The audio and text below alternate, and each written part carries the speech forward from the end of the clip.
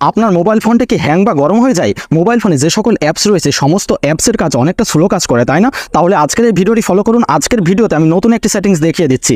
এই আপডেট সেটিংসটা যদি আপনারা আপনার মোবাইল ফোনে করে রাখতে পারেন তাহলে আপনার মোবাইল ফোনটি ভাই অনেক ফাস্ট কাজ করবে। চলুন এই প্রসেসটি আমি আপনাদের সাথে শেয়ার করি। তার আগে ভাই এই ভিডিওটি অবশ্যই শেয়ার করে রেখে দিন, তাহলে কিন্তু এই ভিডিওটি পরবর্তীতে যে কোনো একদিন আপনার আবার কাজে আসবে। শুরুতে আপনারা আপনার মোবাইল ফোনের সেটিংসের ভিতরে প্রবেশ করবেন, ঠিক আছে? সো আমি সেটিংসের ভিতরে প্রবেশ করলাম। প্রবেশ করার পরে এখান থেকে আপনাকে রিমুভ অ্যানিমেশন লেখাটি খুঁজে বের করতে হবে। যদি খুঁজে না পান তাহলে দেখবেন প্রত্যেকের মোবাইল ফোনে এমন একটি সার্চ বার থাকবে।